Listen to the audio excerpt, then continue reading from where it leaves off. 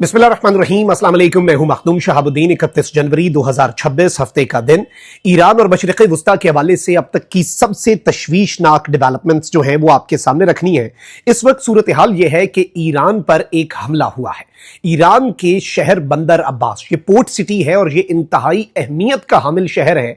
और आजकल के सिनेरियो में जब ईरान की नेवी, IRGC की नेवी ने कोई बड़ा सरप्राइज देना है और अमेरिका भी अपनी नेवल पावर को, अपनी USS अब्राहम लिंकन और बाकी डिस्ट्रॉयर्स को इस रीजन के अंदर ला चुका है, ईरान की नेवी अहमियत इख्तियार कर जाती है। और इस सब के अंदर IRGC के कमांडर के हवाले से, जो इनके नेवी के कमांडर हैं, उनके हवाले से तशवीशनाक खबरें आ रही हैं बंदर अब्बास शहर के अंदर होने वाले धमाके के बाद की सूरत हाल में। वहां पर क्या हुआ, ईरानी मीडिया इस वक्त क्या बता रहा है, वेस्टर्न मीडिया की रिपोर्ट्स क्या हैं, ये सारी चीजें एक एक करके डिस्कस कर लेते हैं। लेकिन वही दरखास्त जो इससे पहले कुछ व्लॉग्स में आपके सामने रखी कि हमारे इस चैनल को भारत, अफगानिस्तान और पाकिस्तान मुखालिफ मुतअद्दिद अकाउंट्स की तरफ से रिपोर्ट किया जा रहा है। इस रिपोर्टिंग का असर जाहिर करना आपके हाथ में है। इस वीडियो को लाइक करें, एक के बजाय ज्यादा से ज्यादा कॉमेंट्स करें, और अगर हो सके तो इस वीडियो को आपने मुख्तलिफ व्हाट्सएप ग्रुप्स जो है उनके अंदर शेयर भी करना है। अब नाज़रीन इकराम, इनिशियल जो रिपोर्ट्स मौसूल हुई, और ये याद रखिएगा कि डायरेक्ट हमला जो है ईरान पर वो अभी नहीं हुआ, लेकिन ईरान के अंदर इस तरह के अवामिल पहले भी होते आए हैं। और ईरान पर डायरेक्ट बाहर से स्ट्राइक जो है, उससे पहले ईरान के अंदर सैबोटाज ऑपरेशंस होते आए हैं। ये कोई नई चीज नहीं है, यानी वो अटैक्स ईरान के अंदर से ही होते हैं और ईरान की मिलिट्री लीडरशिप को निशाना बनाया जाता है। इससे पहले बल्कि ईरान के एटमी साइंसदान जो हैं, उन्हें इसी तरह के सैबोटाज अटैक्स करके रास्ते से हटाया गया, जिनमें सरे फहरिस्त ईरान के न्यूक्लियर टॉप के साइंसदान मोहसिन फखरीजादा भी थे। फिर इसके साथ ही साथ ईरान की IRGC के जो टॉप कमांडर्स हैं, इनके जो जनरल्स हैं, उन्हें भी इसी तरह से स्ट्राइक्स करके निशाना बनाया जाता है। और याद रखिएगा, इन स्ट्राइक्स के लिए इसराइल से कोई तैयारा या ड्रोन या मिसाइल नहीं आता। इन स्ट्राइक्स के लिए अमेरिका की तरफ से कोई तैयारा या ड्रोन या मिसाइल नहीं आता, बल्कि ये ईरान के अंदर से ही अटैक्स जो हैं ये ओरिजिनेट करते हैं। तो अब ये याद रखिएगा कि इस तरह का जब भी कुछ बड़ा किया जाता है, क्योंकि इस वक्त अमेरिका USS अब्राहम लिंकन और बाकी अपने जो डिस्ट्रॉयर्स हैं और अपनी पूरी नेवल पावर के साथ अमेरिका ईरान के सर पे आकर खड़ा हो गया। और ये अमेरिका का मौकफ है कि किसी भी लम्हे हमने आकर चढ़ जाना है, हमने आकर चढ़ दौड़ना है, और हमने फिर वो करना है जो दुनिया में हमने नहीं किया। ईरान दूसरी तरफ सरेंडर नहीं कर रहा। ईरान ने डोनाल्ड ट्रंप की डील की और मुज़ाकरात की बातों को ब्लैकमेलिंग टैक्टिक करार दे दिया है, और ईरान की तरफ से बहुत क्लैरिटी के साथ ये बात जो है ये सामने आ चुकी है। और ईरान ने ये मौकफ अपना दे दिया है कि भाई हम इस वक्त अपने ड्रोन्स, अपने क्रूज मिसाइल, अपने medium to long range ballistic missiles जो हैं उनके स्टॉक पाइल को डिप्लॉय कर चुके हैं। हमारे पास जखीरा है, और हम छोटी स्ट्राइक होती है, लिमिटेड स्ट्राइक होती है, अनलिमिटेड स्ट्राइक होती है, इन ऑल सर्कमस्टांसेस हम एक फुल स्केल वॉर जो है वो लड़ेंगे। और चाहे हम पर अमेरिका हमलावर हो, हम इसराइल और अमेरिका के जितने बेसेस हैं उन्हें एक लेजिटिमेट टारगेट समझेंगे। लेकिन इस सब के अंदर याद रखिएगा कि इस मर्तबा ईरान ने कहा है कि USS अब्राहम लिंकन जो है उसे भी समुंदर बुर्द करने की हमने तैयारी कर रखी है। और ईरान के हवाले से ये डिटेल्स इससे पहले भी सामने आई हैं कि ईरान ने अपनी जो कुछ कश्तियां हैं और कुछ अपने बहरी जहाज जो हैं वो भी मैदान में उतारे हैं समुंदर के अंदर। और USS अब्राहम लिंकन जो है उसके इर्द गिर्द और अमेरिका की जो पूरी एक नेवल फ्लीट है जो गल्फ ऑफ ओमान में इस वक्त डिप्लॉयड है और ईरान की तरफ बढ़ रही है। ईरान ने एक तरफ तो एक्सरसाइजेस का ऐलान कर दिया हुआ है 2 रोजा, जिसमें रशिया और चाइना ईरान के साथ होंगे। लाइव फायरिंग ड्रिल्स होने जा रही हैं अबनाए हुर्मुज में, स्ट्रेट ऑफ हुर्मुज में। एक तरफ तो उस पर भी हमारी नजरें हैं, लेकिन इस सब के अंदर जो अहम तरीन चीज है वो ये है कि आज नाज़रीन इकराम इनिशियल रिपोर्ट्स आती हैं ईरान के मीडिया से और सोशल मीडिया प्लेटफॉर्म से कि बंदर अब्बास ईरान का एक इंतहाई स्ट्रेटेजिक शहर है, और ये पोर्ट सिटी है। जो आपकी पोर्ट सिटी होती है, यानी जहां पर आपकी बंदरगाहें होती हैं, वो शहर बड़े अहमियत के हामिल होते हैं। जैसे पाकिस्तान के लिए गवादर की अहमियत है, कराची की अहमियत है, इसी तरह से इसराइल के लिए हाइफा शहर जो है, हाइफा का पोर्ट बड़ा इंपॉर्टेंट है। इसी तरह से ईरान की इकोनॉमी के लिए, ईरान के लिए और नेवल पावर के लिए भी, क्योंकि समुंदर में आपने उतरना है अगर, और समुंदर वाली साइड से ही इस मर्तबा ईरान के ऊपर अटैक की बात हो रही है, तो शहर बंदर अब्बास जो है उसकी अहमियत को आप इग्नोर नहीं कर सकते।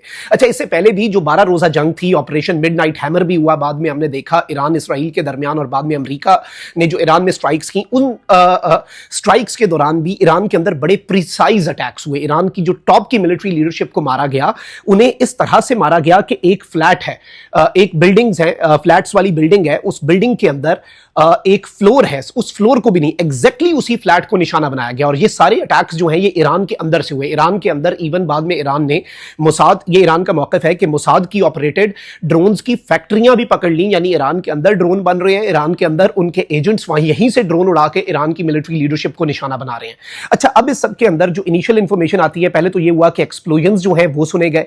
फिर बाद में नाज़रीन इकराम बंदर अब्बास के अंदर जो मोलन बुलेवार्ड है वहां पर सदरन ईरान के अंदर ये चीजें सामने आई और ईरानियन स्टेट मीडिया जो है उसका मौकफ भी आपके सामने रख देते हैं। लेकिन इनिशियल जो इंफॉर्मेशन दी गई है वो ये है कि ईरान की IRGC के जो कमांडर हैं उन्हें इसके अंदर निशाना बनाया गया है। और ये बेसिकली IRGC को अभी रिसेंटली आपको पता है ईरान की IRGC Islamic revolutionary guard core सिपाही पासदारान इनकलाब, इसे अमेरिका ने भी टेररिस्ट ऑर्गेनाइजेशन डिक्लेयर कर दिया है। और ईरान ने इसके जवाब में क्या किया, ईरान ने और यूरोप ने, पूरे यूरोप ने इन्हें टेररिस्ट ऑर्गेनाइजेशन डिक्लेयर किया और ईरान ने जवाब में यूरोप की जितनी मिलिट्रीज हैं, यूरोप की जितनी फौजें हैं, ईरान ने कहा कि हम इन्हें टेररिस्ट डिक्लेयर करते हैं। तो ये भी आप समझ लीजिएगा कि IRGC जो है उसे अब एक टेररिस्ट ऑर्गेनाइजेशन डिक्लेयर कर दिया गया है इंटरनेशनल पावर्स और वेस्टर्न पावर्स की तरफ से। ये भी एक चीज है जिसे आपने ज़हन में रखना है। फिर इस IRGC के अंदर फौज है, एयरफोर्स है और नेवी जो है वो इस सारे सिनेरियो में बड़ी इंपॉर्टेंट हो चुकी है। गदीर क्लास सबमरीन्स और इवन जो सी बेड है उसके करीब अंडरग्राउंड सिटीज और उनके अंदर क्रूज मिसाइल्स का पूरा स्टॉक पाइल, ये सब कुछ ईरान की एक स्ट्रैटेजी ऑब्वियसली ईरान ने बनाई हुई है। और ईरान ने कुछ ना कुछ तो अपना बनाना है, क्योंकि पिछला वाला जो अटैक था वो तो एक सरप्राइज एलिमेंट के तौर पर आया।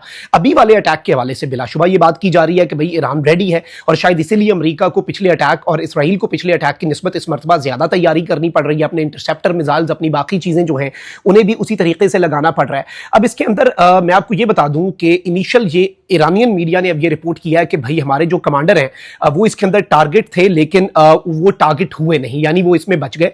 कुछ ईरान की मीडिया आउटलेट्स ये रिपोर्ट कर रही हैं, कुछ ईरान की मीडिया आउटलेट्स का ये कहना है कि भाई ये टारगेट थे ही नहीं। और फिर अब ईरान के अंदर से इवन ये बात भी सामने आ रही है, अलबत्ता सोशल मीडिया रिपोर्ट्स इसके बिल्कुल बरक्स है। सोशल मीडिया रिपोर्ट्स कोई और कहानी बता रही हैं, लेकिन इनिशियल जो हमने इंफॉर्मेशन चेक की है और जो मुख्तलिफ एनालिसिस किया है उसमें यह बताया जा रहा है। और अब ईरान के अंदर से ये क्लेम्स आ रहे हैं कि नहीं जी ये परेशानी वाली कोई बात नहीं थी, ये तो एक सिलेंडर धमाका था और रूटीन का धमाका था। लेकिन आपको पता है कि बहुत से ऐसे ब्लास्ट होते हैं जिन्हें बाद में सिलेंडर ब्लास्ट कहकर रिफ्यूट कर दिया जाता है ताकि एक अफरा तफरी और जो डर और खौफ की फजा ना क्रिएट हो जाए। और ये मुल्क नॉर्मली स्ट्रेटेजिकली करते हैं, क्योंकि साइऑप्स जो होते हैं, साइकोलॉजिकल ऑपरेशंस जो होते हैं, साइकोलॉजिकल वॉरफेयर जो होता है, ये बड़ा मैटर करता है और अमेरिका इसके अंदर बड़ा एक्सपर्ट है। लेकिन ईरान की ये कोशिश है कि वो अपने अवाम जो है उन्हें कूल डाउन रखे, काम डाउन रखे, क्योंकि अमेरिका का वेस्टर्न मीडिया के मुताबिक इस वक्त जो एजेंडा है वो ये लग रहा है डोनाल्ड ट्रंप का कि भाई हम इस तरह की स्ट्राइक्स करें कि ईरान को मफलूज कर दें, उसके बाद ईरान के लोग दोबारा प्रोटेस्ट करने निकले, रिजीम कमजोर हो चुकी हो, हम अटैक्स करें, लोग निकले और उसके बाद हम दोबारा से अंदर घुसकर वेनेजुएला की तर्ज का ऑपरेशन करके इस रिजीम को मुकम्मल तौर पर यहां से एलिमिनेट कर दें और इस रिजीम का यहां पर कुछ ना बचे। ये अब कहां से मौक़िफ़ आ रहा है, ये कहां से स्टोरी आ रही है, ये कहां की तरफ से दावा हो रहा है, ये अमेरिका के अंदर अमेरिकी मीडिया ट्रंप के करीबी लोगों को कोट करके ये बात कर रहा है।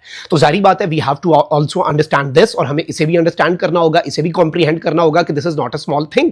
और अब ईरान के IRGC के कमांडर्स तक अगर बात आ गई है तो इसका मतलब है एक मरतबा फिर दो चीजें जो हैं वो अमेरिका डायरेक्ट स्ट्राइक से पहले कर सकता है। एक तो ये कि नेवल ब्लॉकेड लगा दे जैसा वेनेजुएला का लगाया था और वो अमेरिका लगाने जा रहा है। लेकिन ईरान ने चाइना और रशिया के साथ मिलकर सरप्राइज ये दिया कि अबनाए हरबज में लाइव फायरिंग ड्रिल्स की अनाउंसमेंट कर दिया। ईरान अपनी बहरी जहाज वहां पर लाकर खड़ा कर देगा। अमेरिका ने कुछ किया तो ईरान फायरिंग ड्रिल्स को जंग में बदल के अबनाए हरबज बंद कर देगा। 20% दुनिया की तेल की सप्लाई वहां पे चोक हो जाएगी। और इस सब के अंदर अब आप ये देखें, दूसरी चीज ये हो सकती है कि ईरान के अंदर सैबोटाज अटैक्स किए जाएं और इन सैबोटाज अटैक्स के अंदर डायरेक्टली IRGC की और ईरान की जो मिलिट्री और रिजीम की लीडरशिप है उन्हें निशाना बनाकर उन्हें कमजोर किया जाए ताकि एक फ्रेश वेव ऑफ अटैक्स हो। तो इसलिए ईरान जो है उसे अब अपनी इंटेलिजेंस को भी स्ट्रॉन्ग करना होगा। और सेकेंडली ईरान अटैक की कैपेबिलिटी तो शायद रखता है, लेकिन चाइना की तरफ से अब यह बताया जा रहा है कि ईरान को military grade jammers, electronic warfare system और ये चीजें भी दी गई हैं। तो यह भी देखना होगा कि ईरान उन्हें किस तरह से यूटिलाइज करता है। लेकिन अभी तक की ये डेवलपमेंट्स है, ईरानियन मीडिया ने इस क्लेम को रिफ्यूट कर दिया है कि IRGC के नेवी के जो कमांडर हैं वो इसमें मारे गए हैं।